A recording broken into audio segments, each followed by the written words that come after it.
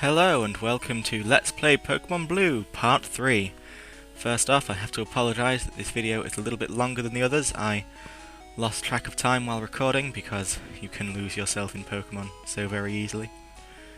And first order of business, someone, and you know who you are, told me that last video I didn't get the potion from the man in Route 1 on the way to Viridian City.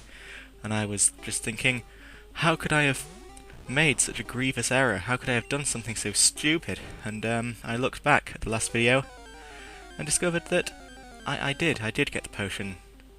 So you, knowing who you are and all that, go back to video 2, look at around the 20-second mark, right before I start talking about burning people, and you will see something that looks suspiciously like me acquiring a potion.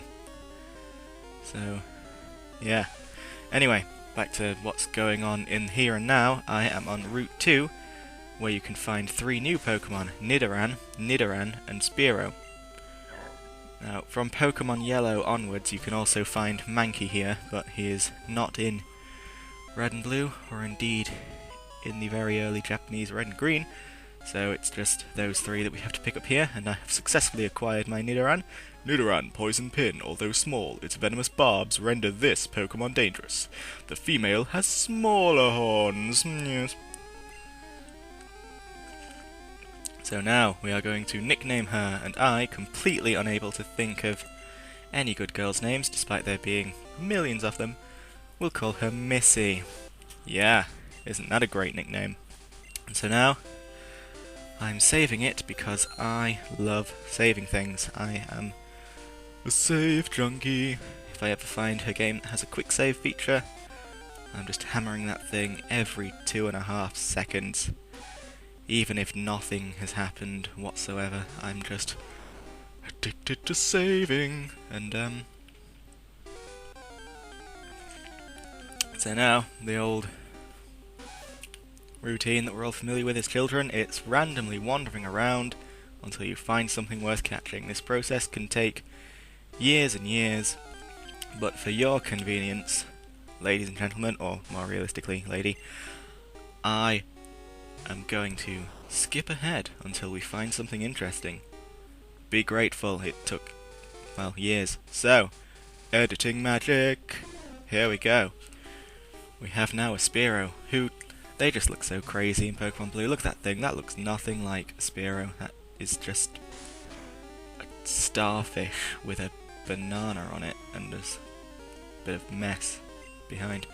So, yep, I'm sending in Bobbins, even though that's an incredibly risky maneuver, because that peck is so devastating. But I did get the Leech Seed in, and as I have stated before, Leech Seed is the most amazing thing ever. I have just noticed right now that I keep clicking my tongue in a really annoying way. I'm going to try to stop that. I'm very sorry, ladies and gentlemen. Lady. So, off the Leech Seed goes.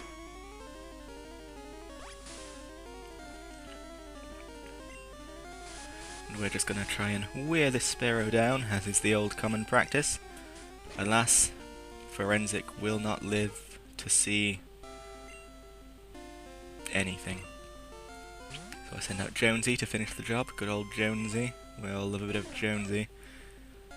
Many people, you know, as soon as they catch a Rattata, it just goes to the PC, because it's a Rattata, it's common, it's a normal type, it's not got great stats, but what it does have going for it is that it learns Hyper Fang at a very low level, and Hyper Fang at low levels is a ridiculously powerful move, so a well-placed Rattata can just tear through anything. So, Spearow, tiny birds, eats bugs in grassy areas.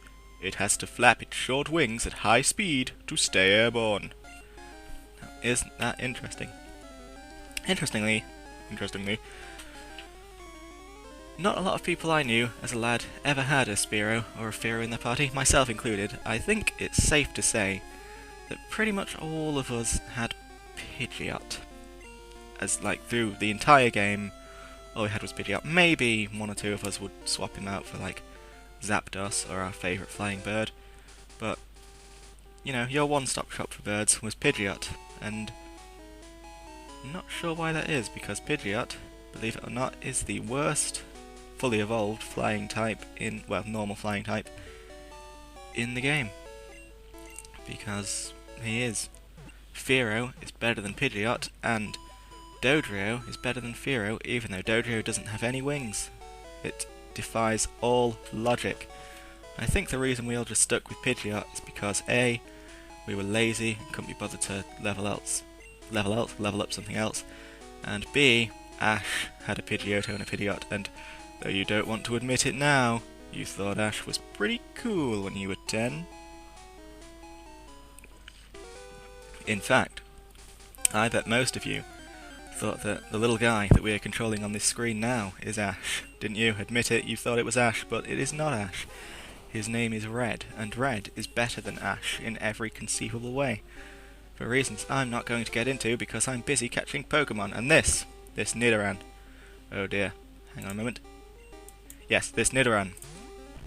Took me ages to find. Nidoran seems to be a little bit rare in Route 2, very rare compared to the women Nidoran. I was tripping over those. But look how deranged he is, look at that giant eye. I want that thing on my team. It's like a rabbit on crack. And he didn't take too long to batter down, so we will Pokeballize him, and hopefully he will be our friend for many years. Nidoran was caught.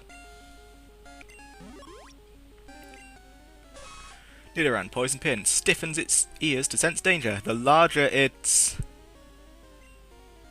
horns, the more powerful its secreted venom. That is just a vicious rumour designed to make us men insecure.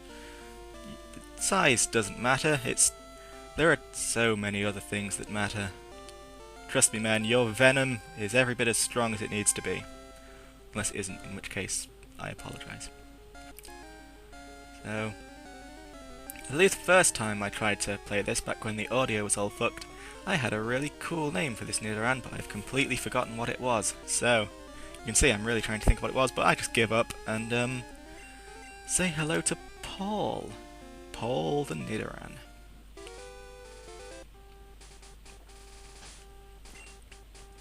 And, yep. Look at all my wonderful family.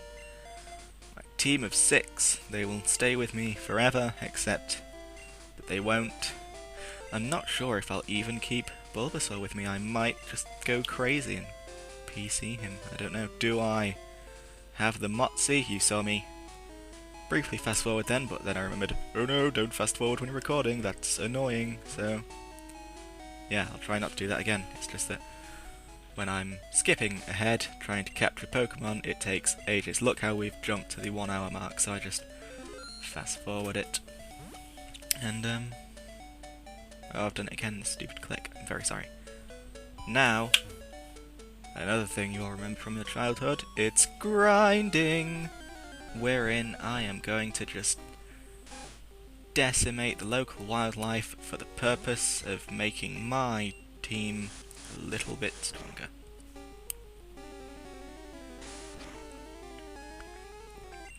So,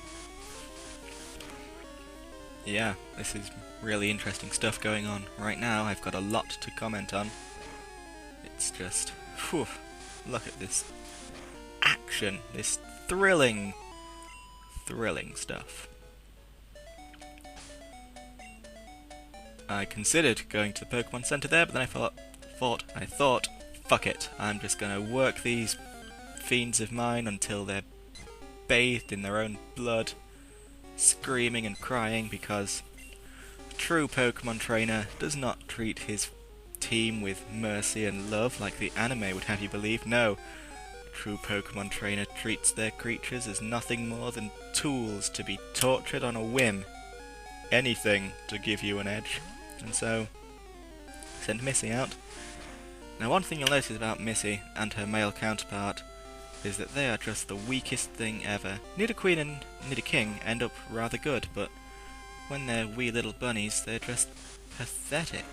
I mean, this Pidgey was already softened up, and I don't think she's even going to beat it. She just about does. But yeah, these Pokemon are cannon fodder at low levels. It's very surprising. And you may recall, if you are from the future, from post-Pokemon Yellow, Fire Red, Leaf Green and all that, you'll think, Well, it's worthwhile because they learn double kick really soon, and double kick is amazingly cool, but back in red and blue they didn't learn double kick till like level 62 or something ridiculous, where no one would have double kick because it's a fairly weak fighting move, and at level 62 you've got more important moves to have, so they're literally useless in red and blue. Yeah, what I've done there, that you may have noticed cut in the music, I have just finished training them all to level 5, so Bobbins is at level 7, the rest are at level 5. I'm just about to show you that I think should be the extent of the grinding I do. I don't like grinding.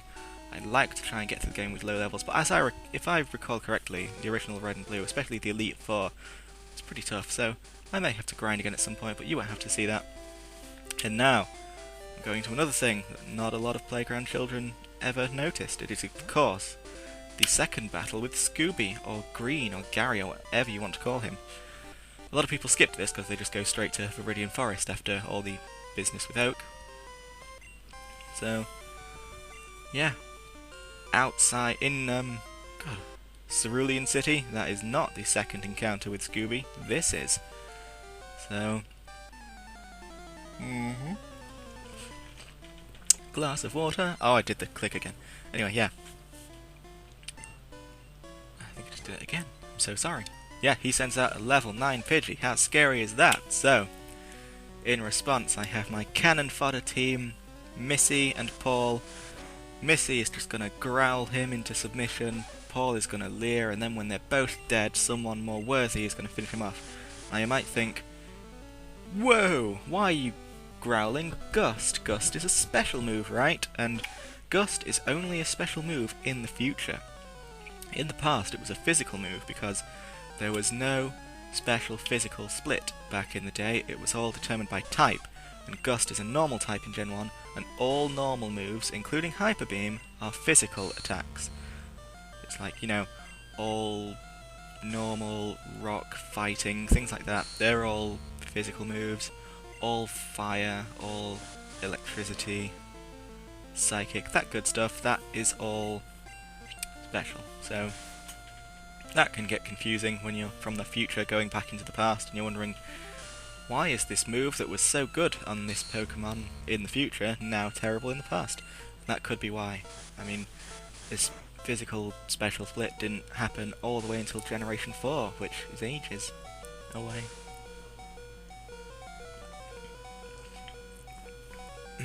So yeah, Team Cannon Fodder have done the best they could with Pidgey.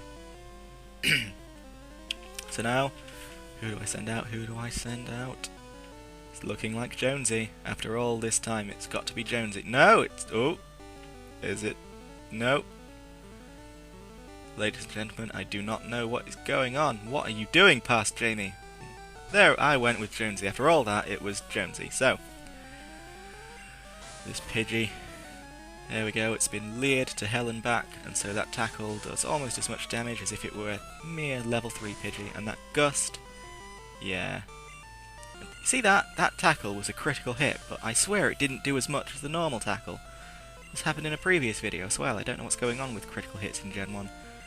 And of course, Pidgey is sand attacking, and as we all know, all it takes is one sand attack and then your Pokemon will miss every attack ever. Whereas if you were to ever use sand attack on the enemy, they would just keep hitting you to death. That was how it worked, that was life. So now, that Pidgey is finally down, and Jonesy has grown into a man. Look at him there, 12 attack, that is devastating. And so Scooby sends out his Charmander, and I decided that since I've got sand in my eyes, I will just tail whip Charmander to the best of my abilities. No point tackling him, I will just miss everyone. And yeah, I don't understand why things like Tail Whip and Growl can fail in Gen 1, that's a bit mean. So, he only got one Tail Whip in and he went down, but that should be enough. I've still got half a team, and he doesn't seem to have Ember yet, so Bobbins should be safe if he needs to go out. But first, Forensic goes out. I was considering sand attacking, but as I just said previously, if you sand attack the enemy, they won't care. So,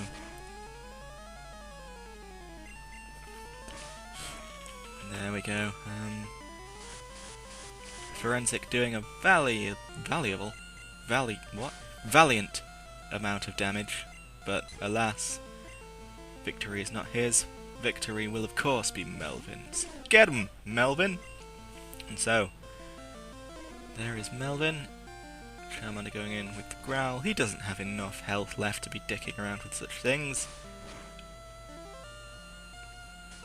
And yeah, there you go. Battle handily won. Level 9 Pidgey, level 8 Charmander. So kids, if you're planning on playing Pokemon Blue anytime, don't forget this encounter. It's free experience and money if nothing else. Or you just lucked out. Money. I heard Pokemon League has many tough trainers. I have to figure out how to get past them. You should quit dawdling and get a move on. And so off he goes with his super cool theme music, even though we've just kicked his teeth in. And like the little ninja he is, he's gone from our lives forever.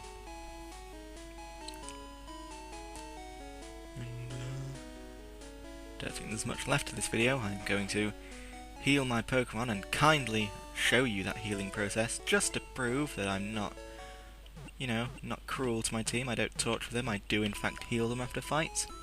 And there you go. Thank you, your Pokemon are fighting fit. We hope to see you again.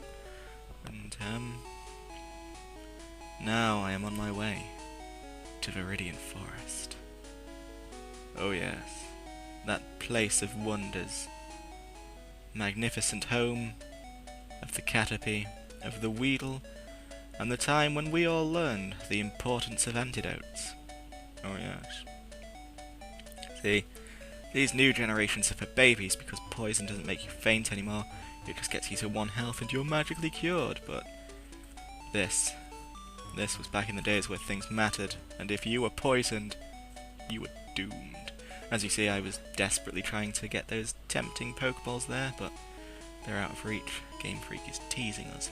Are you going to Viridian Forest? Be careful.